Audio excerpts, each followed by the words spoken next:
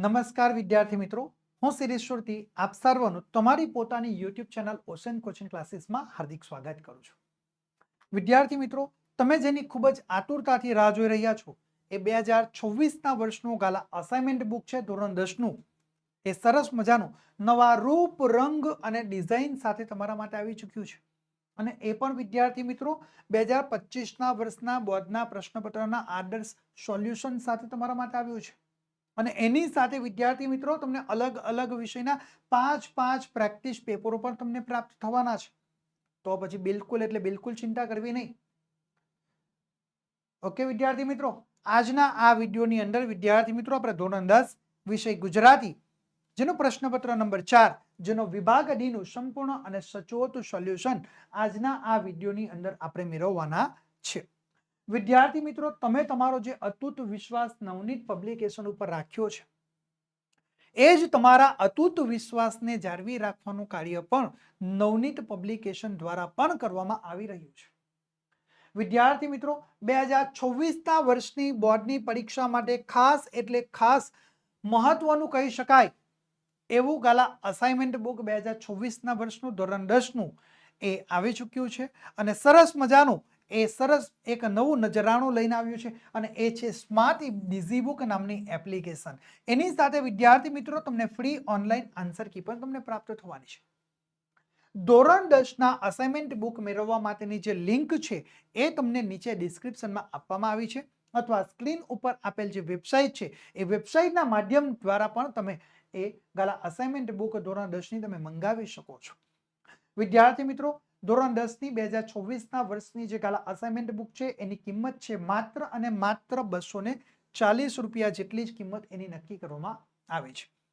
વિદ્યાર્થી મિત્રો, તમે સ્ક્રીન ઉપર જોઈ શકો છો કે 2026ના વર્ષનું જે ગાલા અસાઇનમેન્ટ બુક છે ધોરણ 10નું, આ તેનું સરસ મજાનું મુખપૃષ્ઠ છે. આ મુખપૃષ્ઠને તમે જેવા પાછળની તરફ ફેરવશો એટલે તમને અહીં આગળ એક QR કોડ તમને રહેલો જોવા મળશે. આ QR કોડને તમે તમારી પાસે રહેલા મોબાઈલની મદદથી સ્કેન કરો છો એટલે ત્યાં આગળ તમને એક એક્સેસ કોડ એન્ટર કરવાનો કહેવામાં આવશે. ત્યાં આગળ તમારે અહીં આગળ જે દર્શાવેલો એક્સેસ કોડ છે ને, આ એક્સેસ કોડ તમે એન્ટર કરશો એટલે તમારું સ્માર્ટ ડિઝીબુક નામની જે એપ્લિકેશન છે એ સ્માર્ટ ડિઝીબુક નામની એપ્લિકેશનની અંદર તમારું રજીસ્ટ્રેશન થઈ જશે અને તમે સરળતાથી જે ડિઝીબુક છે એને તમે ઉપયોગ કરી શકો છો. એની સાથે વિદ્યાર્થી મિત્રો તમે ફ્રી ઓનલાઈન આન્સર કી પણ તમને પ્રાપ્ત થઈ જાય છે. એપ્લિકેશન ડાઉનલોડ કરવા માટેની લિંક વિદ્યાર્થી મિત્રો તમને નીચે ડિસ્ક્રિપ્શનમાં આપવામાં આવી છે અથવા સ્ક્રીન ઉપર આપેલ જે નવનીતની વેબસાઇટ છે એ વેબસાઇટના માધ્યમ દ્વારા પણ વિદ્યાર્થી મિત્રો તમે આ સ્માર્ટ ડિઝીબુક નામની એપ્લિકેશન સરળતાથી ડાઉનલોડ કરી શકો છો. અરે વિદ્યાર્થી મિત્રો, અમે તમારા માટે આટલા પૂરતું અટકવાના નથી, હજુ પર જબરજસ્ત બધી બાબતો લઈને આવ્યા છે.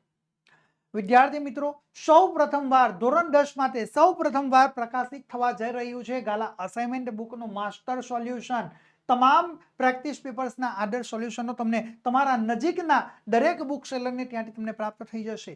અને તમને સ્ક્રીન ઉપર જોઈ શકો છો એ નવનીતની વેબસાઇટના માધ્યમ દ્વારા પણ તમે એ માસ્ટર સોલ્યુશન તમે મેળવી શકો છો.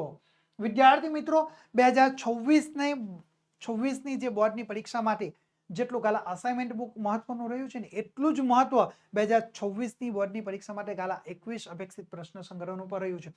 તમામ વિષયની ગાલા 21 અપેક્ષિત પ્રશ્ન સંગ્રહ આવી ચૂકી છે જેનો તમે સ્ક્રીન ઉપર વિષયો જોઈ શકો, એની કિંમતો પર તમે જોઈ શકો છો. આ જે ગાલા 21 અપેક્ષિત પ્રશ્ન સંગ્રહ છે એ વિદ્યાર્થી મિત્રો તમને દરેક બુક સેલરને ત્યાંથી તમને મળી શકે છે. એટલે બિલકુલ તમારે ચિંતા કરવાની કોઈ જરૂર રહેતી નથી. હવે આપણે આપણો અભ્યાસ આગળ વધારીએ છીએ વિદ્યાર્થી મિત્રો. સૂચના છે તમારા માટે સ્ક્રીન ઉપર 53 નંબરનો પ્રશ્ન છે જેમાં તમને સૂચના આપવામાં આવેલ છે કે નીચે આપેલી પંક્તિઓનો આશરે 15 વાક્યોમાં અર્થ વિસ્તાર તમારે કરવાનો છે જેના તમને કુલ 4 ગુણ તમને મળવા પાત્ર થશે. કેટલા? 4 ગુણ તમને એના મળવા પાત્ર થશે. ઓકે, તો અહીંયા આગળ સૌથી પહેલા તમારા માટે અહીંયા એક પંક્તિ આપી છે, બરાબર. અર્થ વિસ્તાર આપેલો છે કે સફળતા જિંદગીની હસ્તરેખામાં નથી હોતી, ચણાયેલી ઇમારત એના નકશામાં નથી હોતી. ઓકે, આ અહીંયા આગળ તમને અર્થ વિસ્તાર તમને આપેલો છે. ચલો હવે આપણે આ અર્થ વિસ્તારનો આપણે જવાબ જોઈએ, બરાબર. તો આપણે પેરેગ્રાફ પાડીને લખવાનું કે ભાઈ પ્રસ્તુત પંક્તિઓમાં કવિએ પ્રારબ્ધને ભરોસે બેસી રહેનારને એ પુરુષાર્થનો મહિમા સમજાવવાનો સચોટ એ પ્રયત્ન પણ કરેલો જોવા મળે છે. ઓકે, ચલો એની સાથે આપણે બીજો પેરેગ્રાફ પાડીને લખવાની શરૂઆત કરવાની કે ભાઈ જિંદગીની સફળતા કેવળ માત્ર ને માત્ર માનવીની હસ્તરેખાઓમાં નથી હોતી. જિંદગીની સફળતા કેવળ માનવીની હસ્તરેખાઓમાં નથી હોતી. હસ્તરેખાઓ ઉકેલવા માત્રથી ઉન્નતિ અને સિદ્ધિ આપણને ક્યારેય પણ પ્રાપ્ત થતા નથી. તે માટેનું ઉદાહરણ આપતા તે કવિ આપણને જણાવે છે કે ઇમારતની ડિઝાઇન એના નકશાઓમાં હોય છે. ચણાયેલી ઇમારત તો એણે કરેલી મહેનતનું એક પરિણામ છે. એ જ રીતે હસ્તરેખાઓ ભાગ્ય ગમે તેટલી બળવાન હોય પરંતુ તેને સાકાર કરવા માટે તેમણે પુરુષાર્થ, મહેનત, પરિશ્રમ તો કરવો જ પડે છે. પુરુષાર્થ જ એ પારસમણી છે. શું? પુરુષાર્થ જ એ પારસમણી છે. ઉદ્યમે નહીં સિદ્ધયંતી કાર્યાણી ન મનોરથે. માત્ર ઈચ્છાઓ કરવાથી નહીં, પરિશ્રમ, ઉદ્યમ કરવાથી જ આપણા કાર્યો એ સિદ્ધ થાય છે. આપણે ભાગ્યને ભરોસે જ એ બેસી ન રહેતા, સફળ થવા એ સખત પુરુષાર્થ આપણે કરવો જોઈએ. જો આપણે સખત પુરુષાર્થ, પરિશ્રમ કરીશું તો જ આપણને સફળતા પ્રાપ્ત થશે, અન્યથા એ ક્યારેય પ્રાપ્ત થવાની નથી. ઓકે, આપણે આગળ જોઈએ. જો તમે એ અર્થ વિસ્તાર લખી શકતા નથી તો એના અઠવામાં વિદ્યાર્થી મિત્રો તમને બીજો એક અર્થ વિસ્તાર પૂછાશે. બેમાંથી સરળ તમને જે લાગે, તમે જે અર્થ વિસ્તારનો સાચો જવાબ લખી શકો એમ છો, એ જ અર્થ વિસ્તારનો તમારે જવાબ લખવાનો પ્રયત્ન કરવાનો છે. ઓકે, ચલો અહીં આગળ આપણે જોઈએ. સૂચના આપણને આપી છે, ન રાખ આસ કદી કોઈ પાસ, કરી શકે કોણ પછી તને નિરાશ. ઓકે, આ પંક્તિને આપણે સમજવાનો પ્રયત્ન કરીએ તો જોઈએ. પ્રસ્તુત પંક્તિઓમાં કવિ કહે છે કે આપણે કોઈની પાસે કોઈ જ પ્રકારની ક્યારે પણ આપણે આશાઓ રાખવી જોઈએ નહીં. બરાબર, આપણે કોઈની પાસેથી કોઈ આશા જ ન રાખીએ તો ક્યારેય આપણે આપણા જીવનની અંદર નિરાશ થવાનો સમય આવશે નહીં, અથવા તો આપણે નિરાશ થવાનો વખત આવતો નથી. ગુજરાતીમાં સરસ મજાની એક કહેવત છે વિદ્યાર્થી મિત્રો કે પારકી આસ સદા નિરાશ. શું છે ગુજરાતીમાં કહેવત? પારકી આસ સદા નિરાશ. પારકા ઉપર રાખેલી આશા એ કાયમ એ થગાડી જ નીવડે છે. પારકાની આશાએ બેસી રહેવાથી આપણા કામ એ સમયસર અને સંતોષકારક રીતે થતા નથી. પારકાની આશાએ બેસી રહેવાથી આપણા કામ ક્યારેય સમયસર અને સંતોષકારક રીતે થતા નથી. કોઈ વાર આપણું કામ અટવાઈ પડે, કોઈક વાર આપણું કાર્ય અટવાઈ પડે છે. આપણા સમય અને શક્તિનો દુર્વ્યય થાય છે. એક ખેડૂતે તેના ખેતરમાં લણણી કરવા માટે જ્યાં સુધી પારકાની આશા રાખી હતી ત્યાં સુધી તેના ખેતરનો પાક એ લણી શક્યો નહીં. ખેતરના એક છોડ પર મારો બાંધીને રહેતી લાવડી નામનું જે પક્ષી છે આ વાત જાણતી હતી. તેથી જ્યાં સુધી ખેડૂત એ બીજા લોકોની મદદ વડે એ લણણી કરવાના મનસુબા કરતો ત્યાં સુધી તે ખેતર છોડીને એ બીજે ગઈ નહીં. જે વ્યક્તિ પોતાના પગ ઉપર ઊભો રહે છે તેને નિરાશ થવાનો ક્યારેય એ વખત આવતો નથી. એટલા માટે જ કહેવામાં આવ્યું છે કે આપ સમાન બળ નહીં અને મેઘ સમાન જર નહીં. પોતાની જાત ઉપર નિર્ભર રહેનાર વ્યક્તિનો આત્મવિશ્વાસ હંમેશના માટે એ પ્રબળ રહેલો હોય છે. સ્વાવલંબી જીવન જીવવાની મજા જ કંઈક ઓર છે. સ્વાવલંબી જીવન જીવવાથી આપણા સોમાન અને ખુમારી એ ટકી રહે છે. આપણે સ્વાવલંબી જીવન જીવીએ, પારકા ઉપર આશા ન રાખીએ. આપણે હંમેશના માટે પોતે જ પોતાની જાતનું, પોતાના ભાગ્યથી જે કમાયેલું છે એના ઉપર જ આશા રાખવી જોઈએ. અન્ય ઉપર ક્યારેય આપણે ખોટી આશા રાખવી જોઈએ પણ નહીં. એ વાત કવિએ અહીં આગળ આપણને આ અર્થ વિસ્તારની અંદર સમજાવેલી છે. વિદ્યાર્થી મિત્રો, ઓશિયન કોચિંગ ક્લાસીસ દર વર્ષની જેમ આ વર્ષે પણ તમારા માટે 2026ના વર્ષનો આઈએમપી બેચ લઈને આવી ચૂક્યું છે. વિદ્યાર્થી મિત્રો, આ આઈએમપી બેચની અંદર તમને મુખ્ય 4 વિષયોનો અભ્યાસ કરવામાં આવશે, જેની અંદર ગણિત વિષય, વિજ્ઞાન વિષય, અંગ્રેજી વિષય અને સામાજિક વિજ્ઞાન વિષય. આ 4 મુખ્ય વિષયોને આપણે આવરી લીધા છે. વિદ્યાર્થી મિત્રો, જે વિદ્યાર્થી મિત્રોનું A1 નું ટાર્ગેટ છે, A1 નો ટાર્ગેટ લઈને બેઠા છે જે વિદ્યાર્થીઓ માટે આ આઈએમપી બેચ એટલે ખૂબ જ મહત્વનો સાબિતરૂપ થઈ રહ્યો છે. તો વિદ્યાર્થી મિત્રો, ફટાફટ આ 2026ના વર્ષના આઈએમપી બેચની અંદર જોડાઈ જજો. વિદ્યાર્થી મિત્રો, આ આઈએમપી બેચની અંદર જોડાવા માટેની વિશિષ્ટતાઓ તમે જો તમે કલ્પના ન કરો ને, એનાથી કંઈક વધુ અમે આપવાનો પ્રયત્ન કરી રહ્યા છીએ. તો જોઈએ વિદ્યાર્થી મિત્રો આપણે તેની વિશેષતાઓ, કે ભાઈ સૌથી પહેલી વિશેષતા, તો ભાઈ બોર્ડની બ્લુપ્રિન્ટ મુજબ તમને તૈયારી કરાવવામાં આવશે. બોર્ડની બ્લુપ્રિન્ટ મુજબ તમને તૈયારી કરાવવામાં આવશે, એટલે તમારે ક્યાંય કોઈ પણ પ્રકારની ચિંતા કરવાની જરૂર નથી. અને બહુ ઓછા સમયની અંદર વિદ્યાર્થી મિત્રો, જે બોર્ડની પરીક્ષામાં પૂછી શકાય એવા પ્રશ્નો છે એના ઉપર વધુ ભાર મૂકવામાં આવશે, અને તમને વારંવાર એ પ્રશ્નો તમે રિવિઝન કરી શકશો, તૈયારી કરી શકશો, અને યાદ રાખીને તમે પરીક્ષાની અંદર સારામાં સારા ગુણ તમે મેળવી શકો છો. વિદ્યાર્થી મિત્રો, તમને લાઈવ લેક્ચર પ્લસ તમને રેકોર્ડેડ લેક્ચર પણ અમારા દ્વારા તમને આપવામાં આવશે, એટલે તમારે ક્યાંય કોઈ ચિંતા કરવાની જરૂર રહેતી નથી. એની સાથે સાથે વિદ્યાર્થી મિત્રો, તમને આકર્ષક પ્રેઝન્ટેશન સાથે તમને સમજૂતી આપવામાં આવશે, કે જેથી કરીને તમે સરળતાથી, ખૂબ જ સરળતાથી અને સહેલામાં સહેલી રીતે ઓછા સમયમાં વધુ યાદ રાખી શકો છો. વિદ્યાર્થી મિત્રો, એની સાથે અમારા દ્વારા તમને જે પીડીએફ ફાઇલ આપવામાં આવશે ને, એની ક્વોલિટી એકદમ સુપર ક્વોલિટી હશે, એટલે તમે જ્યારે પ્રિન્ટ લેવા માટે જશો ને ત્યાં તમને કોઈ જાતની તમને ચિંતા કે તકલીફ થશે નહીં. બિલકુલ સરળતાથી તમે અને સ્વચ્છ અને સુંદર અક્ષરોની અંદર તમે તમારી તૈયારી કરી શકો છો. વિદ્યાર્થી મિત્રો, અમારા દ્વારા તમારા જે કંઈક ડાઉટ હોય એ ડાઉટ સોલ્વ કરવામાં આવશે, અને તમને બેકઅપ પ્લાન પણ અમારા દ્વારા આપવામાં આવી રહ્યો છે. એની સાથે સાથે વિદ્યાર્થી મિત્રો, તમને વોટ્સએપ સપોર્ટ પણ અમારા દ્વારા આપવામાં આવશે, એટલે તમને નાનામાં નાની ભૂલ હોય કે મોટામાં મોટી કોઈ બી પ્રકારની ભૂલ હોય ને, તો તમે અમારો સંપર્ક કરશો એટલે તરત જ તમારું સોલ્યુશન લાવવાનો અમારા દ્વારા પ્રયત્ન કરવામાં આવશે. એની સાથે વિદ્યાર્થી મિત્રો, છેલ્લો જે પોઈન્ટ છે એ ખૂબ જ એટલે ખૂબ જ મહત્વનો છે, અને એ પોઈન્ટ છે પાછલા વર્ષોમાં બોર્ડની પરીક્ષામાં પૂછાયેલા જે પ્રશ્નપત્રો છે ને, એના સોલ્યુશન તમને કરાવવામાં આવશે, કે જેથી કરીને વિદ્યાર્થી મિત્રો તમે સરળતાથી તેને યાદ રાખી શકો છો. ઓકે, તો બિલકુલ એટલે બિલકુલ તમારે ચિંતા કરવાની ક્યાંય કોઈ જરૂર રહેતી નથી. વિદ્યાર્થી મિત્રો, આ આઈએમપી બેચની અંદર જોડાવા માટેની એક વિષયની કિંમત છે માત્ર અને માત્ર 399 રૂપિયા. તમે જે વિષયની આઈએમપી બેચની અંદર જોડાવા માંગો છો એ વિષયના તમે 399 રૂપિયા પે કરીને તમે એ આઈએમપી બેચની અંદર જોડાઈ શકો છો. વિદ્યાર્થી મિત્રો, વધુ માહિતી માટે તમે અમારા મોબાઈલ નંબરનો સંપર્ક કરી શકો છો. અમારો મોબાઈલ નંબર છે 7046 22 22 54 નંબરનો તમે સંપર્ક કરીને તમે વધુમાં વધુ માહિતી મેળવી શકો છો, અથવા તમે તમારા મોબાઈલના પ્લે સ્ટોરમાં જઈને ઓશન કોચિંગ ક્લાસીસની એપ્લિકેશનના માધ્યમ દ્વારા પણ તમે ઘણું બધું ત્યાંથી મેળવી શકો છો. ચલો આપણે આપણો અભ્યાસ આગળ વધારીએ વિદ્યાર્થી મિત્રો. આગળની સૂચના તમારા માટે છે, સ્ક્રીન ઉપર જુઓ. 54 નંબરનો પ્રશ્ન છે કે તમારી શાળામાં પ્રજાસત્તાક દિને શૌર્ય ગીત સ્પર્ધાનું આયોજન થયું હતું, તે અંગેનો અહેવાલ આશરે તમારે 100 શબ્દોમાં લખવાનો છે, જેના તમને 4 ગુણ મળવા પાત્ર થાય. હવે વિદ્યાર્થી મિત્રો, અહેવાલ લેખન જ્યારે કરવાનું હોય ત્યારે કેટલીક બાબતો આપણે ધ્યાનમાં રાખવાની છે, અને આ જે બધી બાબતો છે એ કઈ બાબતો તમે ધ્યાનમાં રાખશો એ હું તમને અત્યારે જણાવી રહ્યો છું. તો સૌથી પહેલા વિદ્યાર્થી મિત્રો, તમને જે વિષય આપવામાં આવ્યો છે ને, આ વિષયને બિલકુલ શાંત ચિત્તે એકદમ ઠંડા મગજ તમારે 1 થી 2 વાર તમારે વાંચવાનું છે, બરાબર.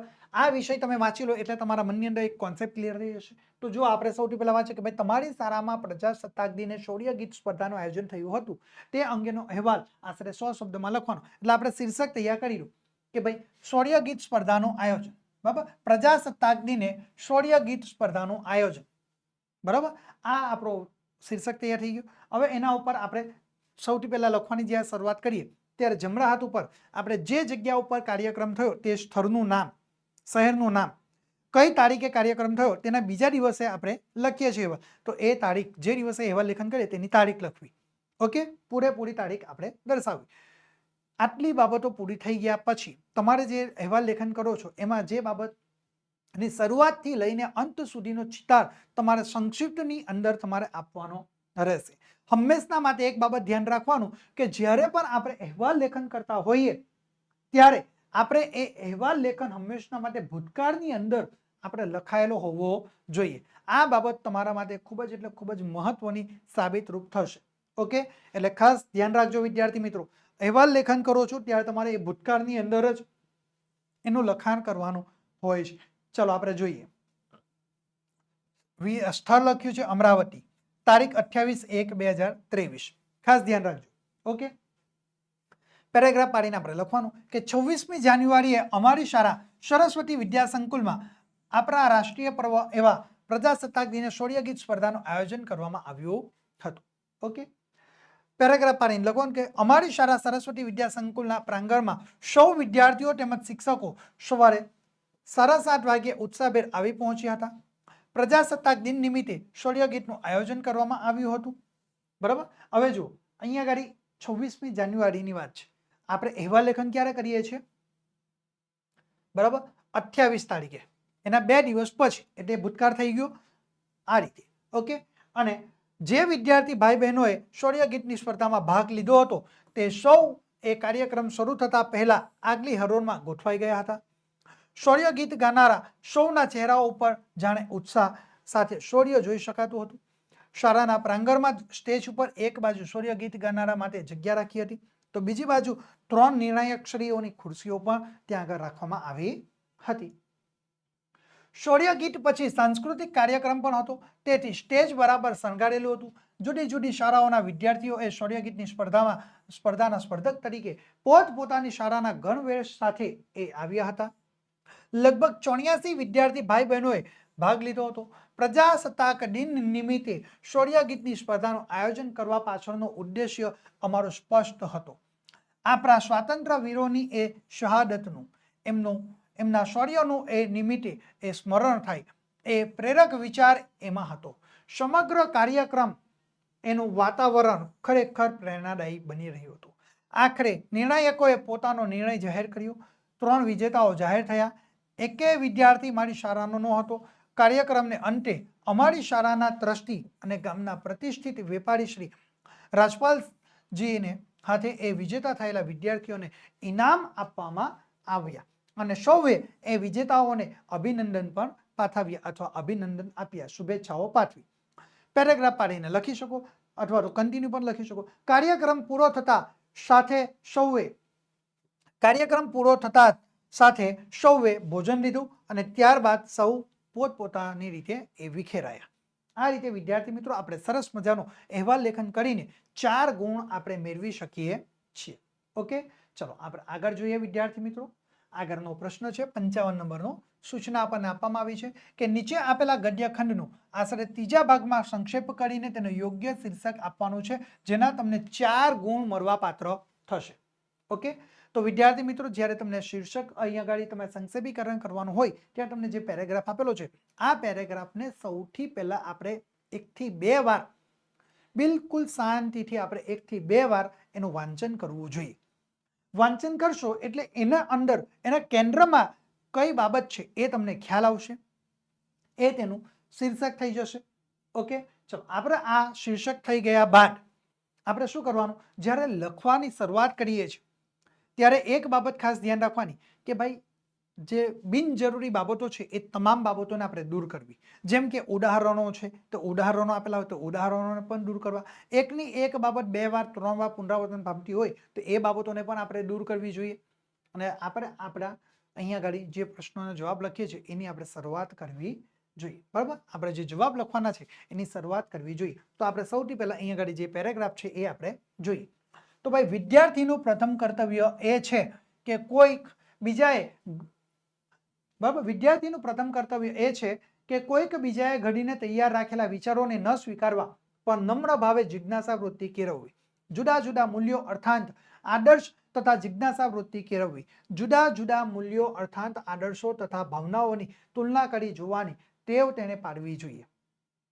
તેને આવેશને આધીન ન થવું, આંધળું અવિચારી વર્તન ન કરવા જેટલું એ સંકલ્પ બળ મેળવવું જોઈએ. પછી ભલે ને તે આવેશ જેને અંગે પેદા થયો હોય તે કાર્ય ગમે તેટલું એ મહાન હોય, પોતાને મળેલો રાષ્ટ્રીય વારસો જે મહાન પરંપરાઓ, ઉત્તમ ઉદાહરણો અને ઉદાત્ત એ સિદ્ધિઓથી ભરેલો છે તે સર્વને તેને પોતાના જીવનમાં ઉતારી આત્મસાત કરવો જોઈએ. બીજી પ્રજાઓ કરતા આપણે હલકા છીએ તેવી લાગણીનો જે ઓથાર આ ભૂમિને ચાંપી રહ્યો છે તેને હટાવીને વિદ્યાર્થીઓએ આર્ય સંસ્કૃતિના ઉત્તમ તત્વોને એ પ્રકાશની પેથે ચોમેર ફેલાવનારું કેન્દ્ર બનાવવું જોઈએ. આ જે પેરેગ્રાફ આપણને આપેલો છે વિદ્યાર્થી મિત્રો, એના ઉપરથી આપણે જવાબ લખવાનો. હવે વિદ્યાર્થી મિત્રો આ પેરેગ્રાફ આપણે જોઈએ ને તો એના ઉપરથી આપણને એક બાબત ખ્યાલ આવી કે ભાઈ આપણે શીર્ષક શું આપી શકીએ કે ભાઈ વિદ્યાર્થીનું પ્રથમ કર્તવ્ય, બરાબર, અથવા બરાબર, આ આપણે એનું શીર્ષક આપણે આપી શકીએ છીએ, બરાબર, અથવા તો આદર્શ વિદ્યાર્થી, બરાબર, એ રીતે પણ આપણે દર્શાવી શકીએ છીએ. ઓકે, ચાલો આપણે જવાબ લખવાનો પ્રયત્ન કરીએ. તો આપણે જોઈએ વિદ્યાર્થીનું પ્રથમ કર્તવ્ય, આપણું શીર્ષક અહીંયા આગળ આવી ગયું વિદ્યાર્થી મિત્રો. ઓકે, ચાલો ત્યાર પછી આપણે પેરેગ્રાફ પાડીને જવાબ લખવાનો છે કે વિદ્યાર્થીએ બીજાના વિચારોને અંધપણે સ્વીકારવા કરતા પોતાની જિજ્ઞાસા અને આદર્શોને વિકસાવવા જોઈએ. પોતાના ભાવોને સંયમમાં રાખીને વિચારીને કાર્ય કરવું એ મહાનતા છે. આપણું રાષ્ટ્ર એ સમૃદ્ધ પરંપરા અને ઉત્તમ સિદ્ધિઓથી ભરેલું છે. તેને જીવનમાં ઉતારી આત્મસાત કરવું જ એ વિદ્યાર્થીનું એ કર્તવ્ય છે. આ રીતે જ ભારતીય સંસ્કૃતિનું જ્ઞાન અને તત્વજ્ઞાન એ વિશ્વમાં પસરે છે. આ રીતે વિદ્યાર્થી મિત્રો આપણે સરસ મજાનો આપણે જવાબ તૈયાર કરી શકીએ છીએ.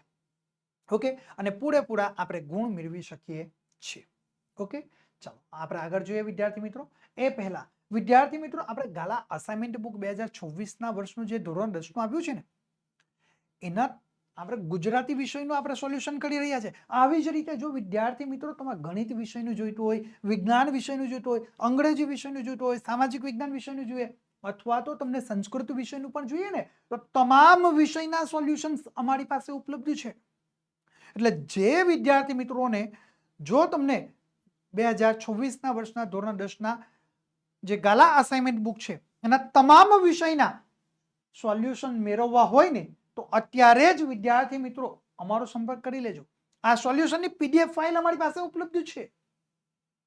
તમામ વિષયના ગાલા અસાઇનમેન્ટ બુકના સોલ્યુશનની પીડીએફ ફાઇલ અમારી પાસે ઉપલબ્ધ છે. આ પીડીએફ ફાઇલ મેળવવા માટે તમે અત્યારે જ અમારા મોબાઈલ નંબરનો સંપર્ક કરી લેજો અને અમારા પાસેથી તમે આ સંપર્ક કરશો એટલે તરત જ અમારા દ્વારા તમને પીડીએફ ફાઇલ આપવામાં આવશે. અમારો મોબાઈલ નંબર છે 7046 22 22 54 નંબરનો તમે સંપર્ક કરીને સરળતાથી તમે પીડીએફ ફાઇલ તમે મેળવી શકો છો.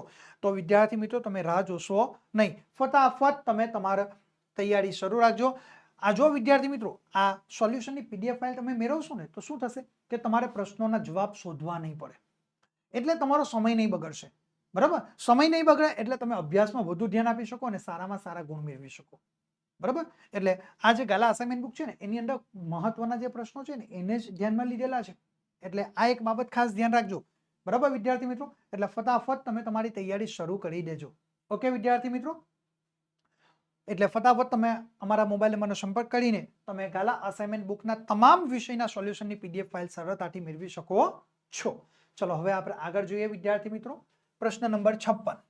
સૂચના આપવામાં આવી છે કે ગમે તે એક વિષય પર, એટલે કે 3 વિષય તમને આપેલા હશે, 3 વિષયમાંથી એક વિષયની ઉપર તમારે નિબંધ લેખન કરવાનું છે. બરાબર, આપેલા મુદ્દાને આધારે આશરે 250 શબ્દોમાં તમારે નિબંધ લખવાનો છે. 8 ગુણ છે. બરાબર વિદ્યાર્થી મિત્રો, જ્યારે નિબંધ લેખન કરવાનું હોય ને ત્યાં તમને 3 વિષય આપેલા હોય, 3માંથી કોઈ પણ એક વિષયની ઉપર તમારે નિબંધ લેખન કરવાનું હોય. હવે જ્યાં તમે એક વિષયની ઉપર નિબંધ લેખન કરવાનું હોય ને ત્યાં શું કરે, ઘણા બધા વિદ્યાર્થી શું કરે, એક વિષય ઉપર લખે અને પછી અટકાવી દે અને પછી ફરી પાછી બીજા વિષયની ઉપર લખવાની શરૂઆત કરે. તો વિદ્યાર્થી મિત્રો તમારે આવું કામ ક્યારેય પણ કરવાનું નથી. ઓકે, તમારે એના માટે શું કરવાનું છે, જુઓ સૌથી પહેલામાં પહેલું તો તમારે શું કરવાનું કે ભાઈ જ્યારે પણ તમે નિબંધ લેખનની શરૂઆત કરો ત્યારે તમને જે મુદ્દાઓ આપેલા છે ને, જે વિષય આપેલો છે ને, સૌથી પહેલા તો જે વિષય આપેલો છે, આપણો વિષય કયો છે, વસંત વનમાં અને જન્મ. ઓકે, તો આ વિષય આપ્યો તો સૌથી પહેલા તો આપણે આ વિષયને વિષયથી વિમુખ થવાની જરૂર નથી. એટલે કે વિષય આપેલો છે તેનાથી આપણે દૂર જવાની જરૂર નથી. આ જ વિષયના જે મુદ્દાઓ છે એ જ વિષયના મુદ્દા ઉપર આપણે લખાણ કરવાનું છે. પહેલો પોઈન્ટ. બીજી બાબત સૌથી મહત્વની કે આપણે આપણી પૂરેપૂરી મૌલિકતાથી નિબંધ લેખન કરવાનું છે. ઓકે, જેટલી મૌલિકતા વધુ એટલા આપણા ગુણ વધુ.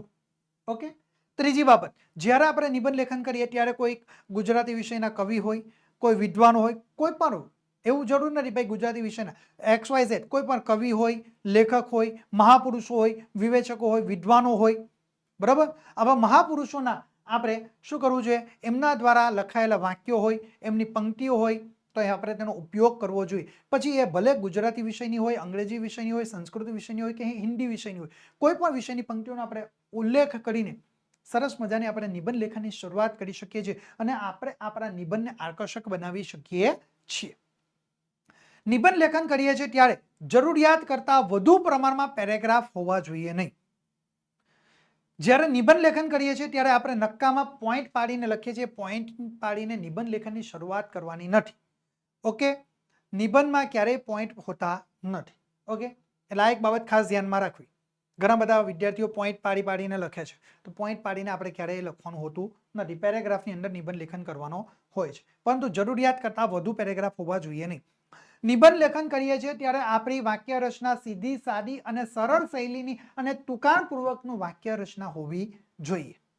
ઓકે, બહુ લંબાણપૂર્વકના વાક્ય રચના હોવી જોઈએ નહીં. નિબંધ લેખન કરો ત્યારે બહુ છેકછાક કરવાની નહીં. આપણા અક્ષરો સ્વચ્છ અને સુંદર હોવા જોઈએ. આટલી બાબતોને ધ્યાનમાં રાખીને વિદ્યાર્થી મિત્રો તમારે નિબંધ લેખન કરવાનું છે.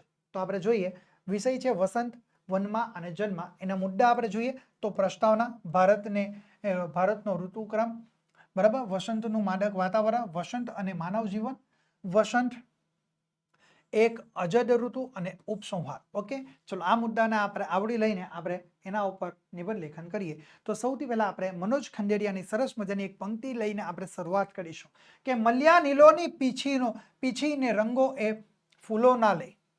મલ્યા નીલોની પીછીને રંગો એ ફૂલો ના લઈ, દોરી રહ્યું છે કોણ આ નકશા વસંતના. કોની પંક્તિ છે આ? મનોજ ખંડેરિયા દ્વારા આ રજૂ કરવામાં આવેલી એક સરસ મજાની પંક્તિ છે. એ પંક્તિનો આપણે ઉપયોગ કર્યો છે અને પેરેગ્રાફ પાડીને લખવાની શરૂઆત કરી કે પ્રત્યેક ઋતુને તેના આગવા રૂપ, રંગ અને સૌંદર્ય હોય છે. એમાં વસંત ઋતુના સૌંદર્યની તો વાત જ નિરાળી છે. વસંતની પહેલા શિશિર આવે છે. શિશિરમાં વૃક્ષોના પાંદડા ખરી પડે છે. પછી રૂમઝૂમ એ પગલે વસંતનું આગમન થતા વૃક્ષો એ ખીલી ઉઠે છે. વનસ્પતિમાં સંજીવની એ છંટાય છે. વૃક્ષોમાં નવચેતનો એ યૌવનનો એ સંચાર થાય છે. વૃક્ષો એ નવપલ્લવિત થઈ ઉઠે છે. જાણે કોઈ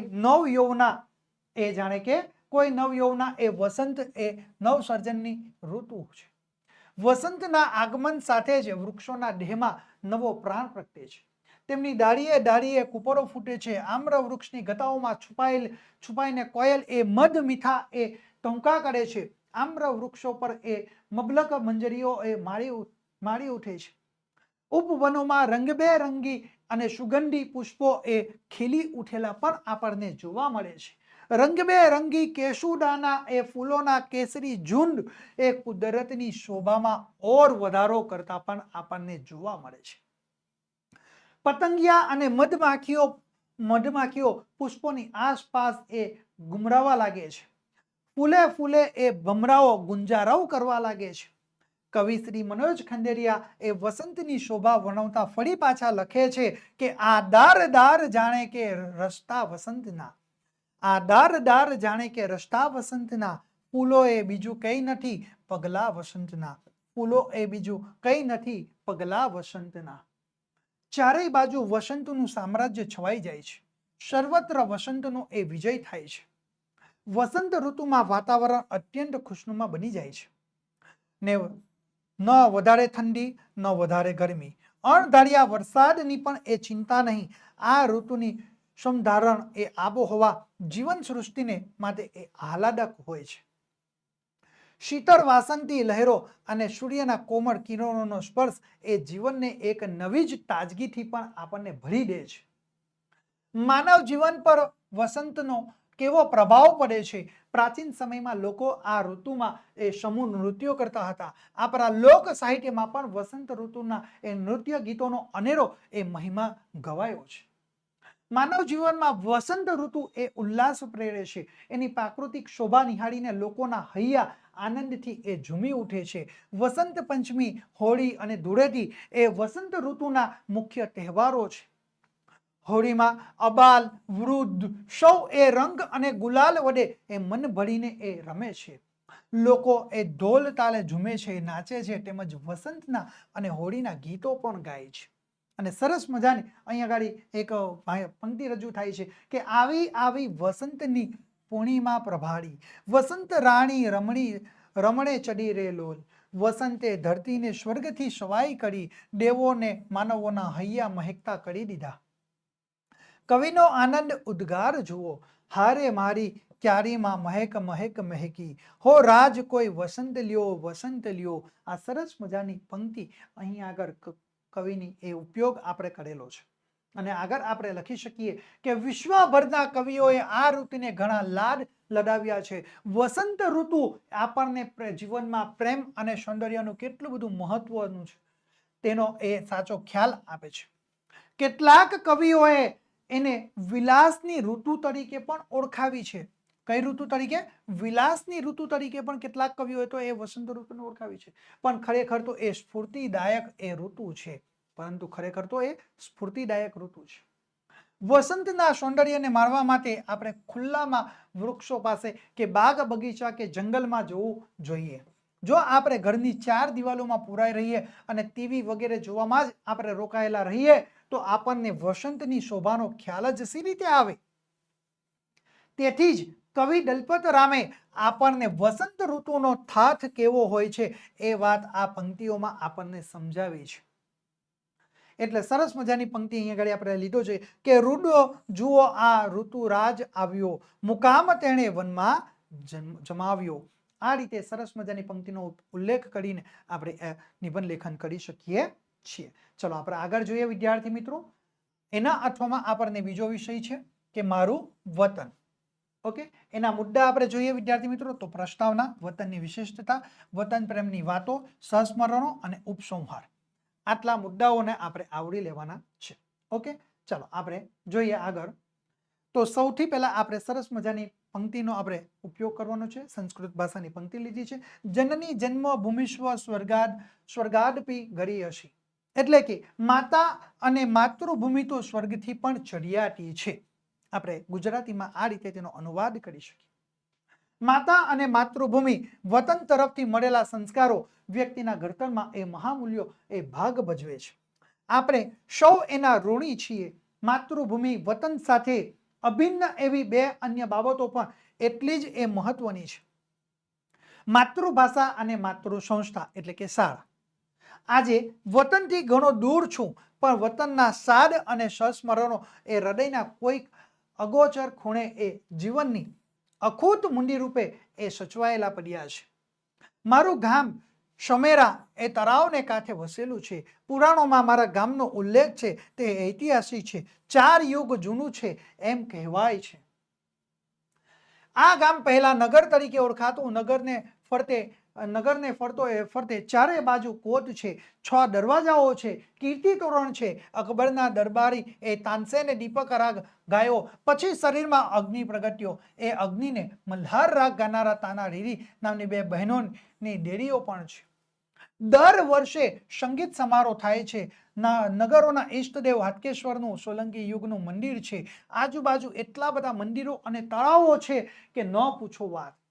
માં મીઠી છે તો માતૃભાષા એ વતનથી પણ વધુ મીઠી છે. બાળપણના મિત્રો, શાળા જીવનના વર્ષો, ગુરુજનો, વતનનું ઘર, પ્રાકૃતિક એ સૌંદર્ય એ હૃદય સાથે જડાઈ ગયેલા છે. ગમે તેટલા મોટા થઈએ, આર્થિક, સામાજિક કે રાજકીય દ્રષ્ટિએ સમૃદ્ધિ ને પ્રતિષ્ઠા મેળવીએ પણ વતનની ધૂળમાં આરોત્યાનો આનંદ તેની તોલે આવી શકે તેમ નથી.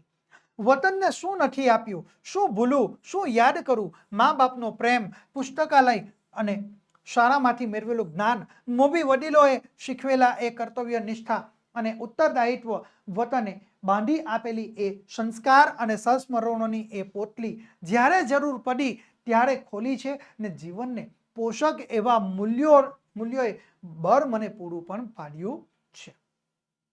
અને તળાવ, વાવ તેમજ મંદિરો એના જૂના ઇતિહાસની સાક્ષી પૂરે છે. એના જૂના શિલ્પો છે. સ્થાપત્યની દ્રષ્ટિએ એનું મૂલ્ય જગ જાહેર છે. અર્જુન બારી દરવાજામાં એ કુમારપાળ રાજાની પ્રશિષ્ટતાનો એ શિલાલેખ છે. કુમારપાળે 11મી સદીમાં નગરની ફરતે કોટ બંધાવ્યો હતો તેનો એ શિલાલેખમાં ઉલ્લેખ છે. માર્યું એનું સ્મરણ કરવું એ છે એક પ્રકારનું લહાણું. ન કોઈ ચિંતા ન કોઈ બંધન, કેવો જહાજ જલાલીનો સુવર્ણકાર, સંસ્મરણોથી એક પૃષ્ઠ કેટલું મજાનું. અને સાથે આપણે હિન્દીમાં લખી શકીએ ચિંતા રહિત ખેલના ખાના વ ફિરના નિર્ભય સ્વચ્છંદ, कैसे भूला जा सकता है वतन का अतुलित आनंद. બરાબર, આ રીતે આપણે હિન્દી ભાષાની એક સરસ પંક્તિનો પણ આપણે ઉલ્લેખ કરી શકીએ છીએ.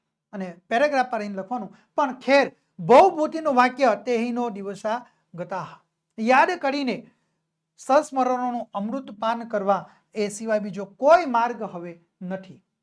આદિલ મંસૂરીએ પોતાનું વતન છોડતા એ રચેલી પંક્તિઓ અહીં મને યાદ આવે છે. વતનની ધૂળથી માથું ભરી લઉં આદિલ, ફરી આ ધૂળ ઉમ્રભર મળે ન મળે.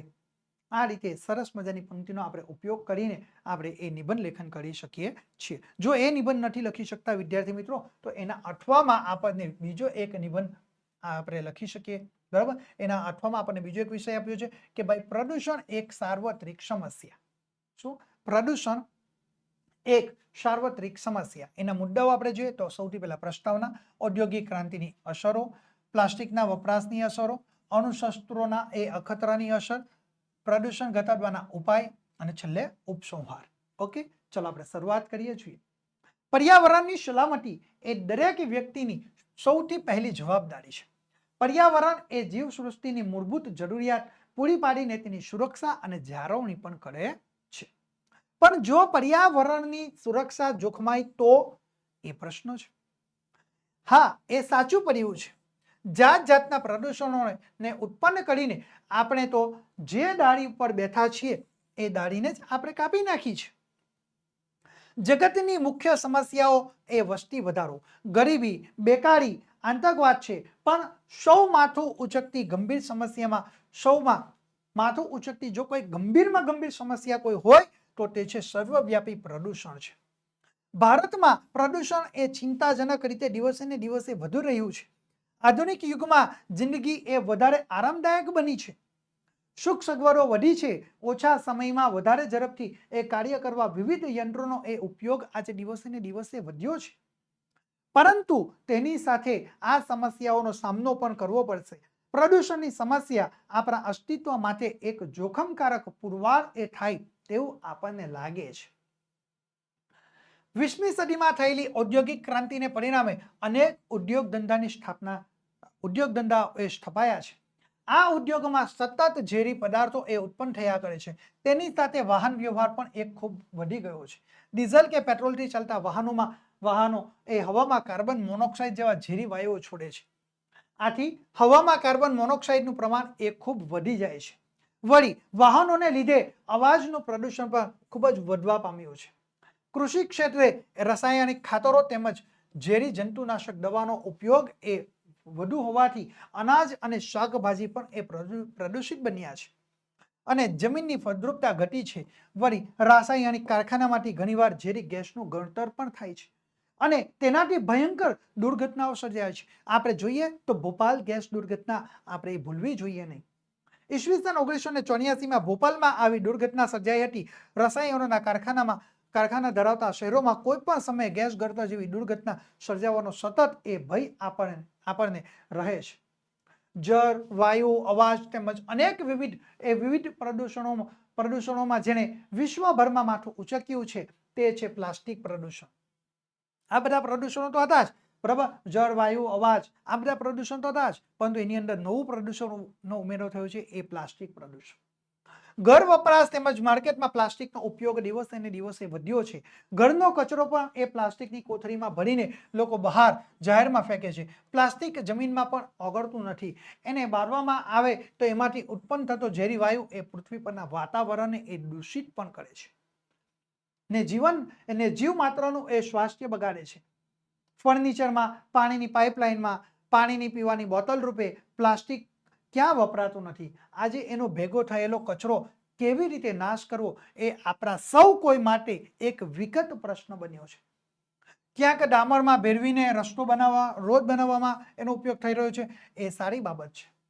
20મી સદીમાં 2 વિશ્વયુદ્ધો થયા હતા. તેમાં અણુબોમ્બનો પણ એ ઉપયોગ થયો હતો, જેમાં જાપાનના હિરોશીમા અને નાગાસાકી જેવા શહેરોનો સંપૂર્ણપણે નાશ થઈ ગયો હતો અને 75,000 કરતા વધુ માણસોએ બરાબર એમાં મૃત્યુ પામ્યા. ત્યાર પછી સંયુક્ત રાષ્ટ્રો યુનોની એ સ્થાપના થતા કોઈ પણ દેશ અન્ય દેશ પર હુમલો ન કરે અને તેમાં પણ અણુબોમ્બનો ઉપયોગ તો ન જ કરે તે માટે યુનો દ્વારા ભારે પ્રયાસો પણ એ થઈ રહ્યા છે. પરંતુ આજે તો પ્રદૂષણ જ એ અણુબોમ્બ જેવું એ ભયજનક બની ગયું છે. પ્રદૂષણને લીધે આજે એવી સ્થિતિનું નિર્માણ થયું છે કે બોમ્બ ઝીક્યા વગર પણ માનવી પ્રદૂષણના કારણે એ રીબાઈને એ કમોતે એ મૃત્યુ પામતો જાય છે. હવા, પાણી, અવાજ અને ઝેરી ગેસના પ્રદૂષણને લીધે આજે માનવ જીવનમાં એ ભયમાં મુકાયું છે. આ ભય ઘટાડવાના ઉપાયો પણ આપણા કરવામાં આવી રહ્યા છે. 5મી જૂન એ વિશ્વ પર્યાવરણ દિન તરીકે એ ઉજવવામાં આવે છે. વળી દર વર્ષે વૃક્ષારોપણ દિન પણ એ ઉજવવામાં આવે છે. હવા, પાણી અને અવાજનું પ્રદૂષણ ઘટે તેવા ઉપાયોનો લોકોમાં પ્રચાર પ્રસાર પણ કરવામાં આવી રહ્યો છે. ઠેર ઠેર વૃક્ષો વવાય છે, તેની માવજત થાય છે અને બિનજરૂરી રીતે વૃક્ષો કપાય નહીં તેની પણ તકેદારી રાખવામાં આવે છે. કારખાનામાં વસ્તીથી એ દૂર ખસેડાઈ રહ્યા છે. વળી જંગલો વધારવાના પ્રયાસો પણ કરવામાં આવે છે. વાહનોના ધુમાડાનું પ્રદૂષણ એ ઘટાડવા એ PUC સર્ટિફિકેટ પણ એ મેળવવાનું પણ એ ફરજિયાત બનાવવામાં આવ્યું છે. પરમાણુ શસ્ત્રોનો નાશ કરવા માટે પણ ગંભીરતાથી વિચારણાઓ થઈ રહી છે. એમ પ્રદૂષણ એ ઘટાડવાના ઉપાયોમાં સૌ કોઈ સહકાર આપીએ, નહીંતર પ્રદૂષણ રૂપી રાક્ષસ આપણને વિના શસ્ત્રે એ મોતને ઘાટ પણ એ આપણને ઉતારી દેશે. એ વાત ચોક્કસપણે સાચી છે. બરાબર, એ આપણે ક્યારેય પણ ભૂલવું જોઈએ નહીં. વિદ્યાર્થી મિત્રો, ધોરણ 10ના નવા અપડેટ મેળવવા માટે તમે અત્યારે જ અમારા વોટ્સઅપ ગ્રુપની અંદર જોડાઈ જજો. કોર્સને લગતી વધુ માહિતી મેળવવા માટે વિદ્યાર્થી મિત્રો અહીં દર્શાવેલ મોબાઈલ નંબરનો સંપર્ક કરી શકો છો. અમારો મોબાઈલ નંબર છે 7046 22 22 54 નંબરનો સંપર્ક કરીને તમે વધુ માહિતી મેળવી શકો છો. વિદ્યાર્થી મિત્રો, આજના આ વિડીયોની અંદર આપણે ધોરણ 10 વિષય ગુજરાતી જેનું પ્રશ્નપત્ર નંબર 4 જેનો વિભાગ ડીનું સંપૂર્ણ અને સચોટ સોલ્યુશન આપણે મેળવી ચૂક્યા છે. વિદ્યાર્થી મિત્રો, આપણે ફરી પાછા મળીશું એક નવા ટોપિક સાથે, એક નવા મુદ્દા સાથે. ત્યાં સુધી હું તમારી રજા લઉં છું. થેન્ક યુ વિદ્યાર્થી મિત્રો.